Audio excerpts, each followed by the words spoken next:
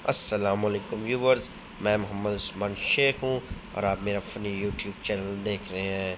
Viewers, मेरी videos बनाने का मकसद आपको बहुत अच्छा इंटरटेनमेंट प्रोवाइड करना है। अगर कोई जोक आपको पसंद ना आए तो काइंडली मैं माज़रत करता हूँ। मेज़बान ने मेहमान से कहा, वक्त वाक़े पर लगा कर उठता है, वक्त गुज़रने का पता ही नहीं चलता।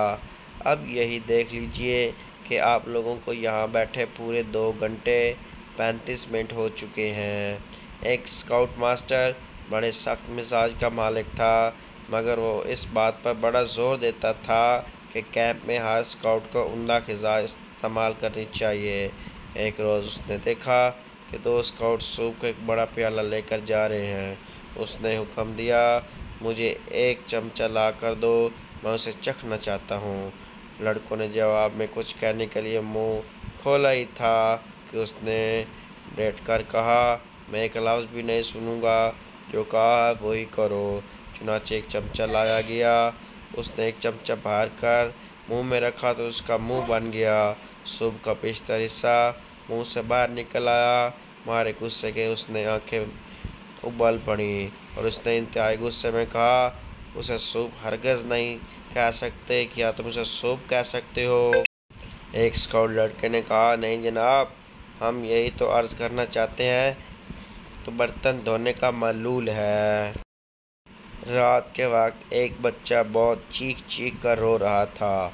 उसकी दादी ने बच्चे की माँ से कहा, बहू, तुम उसे लोरी देकर सुला क्यों नहीं देती? बच्चे की माँ लोरी देने लगी तो ऊपर वाले फ्लैट से आवाज़ आई, इससे तो बेहतर है कि बच्चे ही को रोने दो। आमिर, तुम अंग्रेज़ी जानते हो? आमिर, हाँ, अगर उर्दू में बोली जाए। फेसबुक जनरेशन, दूल्हा दुल्हन से, घूंघट उठाने से पहले मैं आपका चेहरा देख लूं, दुल्हन जी देख के डिलीट कर देना। शादी की रात सरदार दूल्हा अपनी दुल्हन से, जे इजाज़त होवे तुहानू प्यार कर लवां। सरदारनी शर्माते हुए, ਆਪਾਂ ਤੇ कदी गैरां नू मना नहीं कीता, तुसी ते फिर अपने हो। सरदार खुश हो के, ओ जींदी रहो वसदे रहो। एक फ़लसफ़ी ने मेरे नफ्सियात से कहा, अल्फाज मार चुके हैं, अब किसी लफ्ज़ का किसी शख्स पर कोई असर नहीं होता। दोस्त बोला, जो लोग ये समझते हैं वो बेवकूफ़ हैं, नालायक हैं, जाहिल हैं।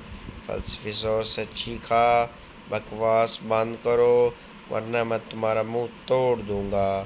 दोस्त बोला, देख लफ्ज़ों का असर। पहला आदमी दूसरे आदमी से, मेरा ज़िक्र अखबार में आया है। दूसरा आदमी क्या लिखा है? पहला आदमी लिखा है कि मुल्क की आबादी 20 करोड़ हो गई है और ज़ाहिर है कि इस 20 करोड़ में मैं भी एक हूँ। एक शेर जंगल में सो रहा था कि एक बंदर उधर आ निकला। जंगल के बादशाह को सोते देखकर बंदर को एक शरारत सूझी और एक थप्पड़ मारकर भाग निकला। शेर की आँख खुल गई और उसके पीछे भागा। बंदर भागता हुआ एक पार्क में घुस गया। वहाँ लोग बेंचों पर बैठे अखबार पढ़ने में मशगूल थे। बंदर ने भी एक अखबार पकड़ा और उसके दरमियान में बैठ गया। इतने में शेर हाँफता हुआ वहाँ पहुँचा और बंदर के पास खड़े होकर कहा, तुमने यहाँ कोई बंदर देखा है?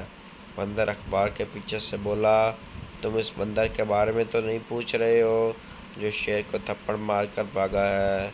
यह सुनकर शेर के हाथ पांव फूल गए और उसने घबराहट के आलम में कहा, क्या यह अखबार में खबर शाया हो गई है? उस्तानी ने बच्चों से पूछा, क्या ऐसे जानवरों का नाम बताओ जो बहुत तेज़ी से बढ़ता है? एक बच्चे ने खड़े होकर कहा, मछली। उस्तानी ने कहा, शाबाश, क्या तुम इसके बढ़ने की रफ्तार बढ़ा सकते हो? जी हाँ मिस, पिछले हफ्ते अबू जान ने एक मछली पकड़ी थी, इसका जिक्र करते हुए 2-3 इंच का इजाफा कर दिया है और भी इसी रफ्तार से इजाफा जारी है, बच्चे ने कहा। स्कूल में एक बच्चे की समझ नहीं आ रही थी कि वो छुट्टी के लिए क्या अज़र पेश करे। बहरहाल ने उसने उस्ताद से कहा, जनाब मेरे अब्बे की शादी है, इसलिए मैं कल ना आ सकूँगा। उस्ताद, बेटा वो उस उम्र में शादी कर रहे हैं। बच्चे ने मासूमियत से कहा, जनाब वो तो अब भी नहीं करते, ये तो मैं ज़बरदस्ती करवा रहा हूँ। एक नौजवान अपने जूते मुरम्मत करवाने के लिए मोची की दुकान पर गया। मोची ने उसे रसीद दी और चंद रोज़ बाद आने को कहा। नौजवान ने रसीद मेज़ की दराज में रख दी। तीसरे रोज़ उसे फ़ौजी मुलाजमत के लिए तलब कर लिया गया। 2 साल बाद वो घर वापस आया तो मेज़ की दराज में वो रसीद पड़ी मिली।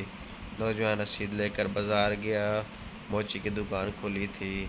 उसने हिचकिचाते हुए अपने जूतों के बारे में दरियाफ्त किया। जी हाँ, आपके जूते मौजूद हैं, मोची ने जवाब दिया। मैं आइंदा हफ्ते इसकी मरम्मत कर दूंगा। एक बैरे ने ट्रेन में सफ़र करते हुए दूसरे बैरे से कहा, आप कौन सा स्टेशन आएगा? दूसरा बैरा, जी आज जुमेरात है। पहला बैरा, मैं भी यहीं पर उतरूँगा। सड़क के किनारे वाक़या एक मकान में नए किराएदार आए।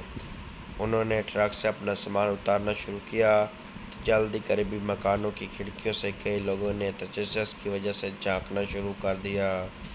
जब सब उतर गए तो नए किराएदार ने एक बड़ा सा बोर्ड उतारा जिस पर जलीय रूप में लिखा था, ख़त्म शुद्ध।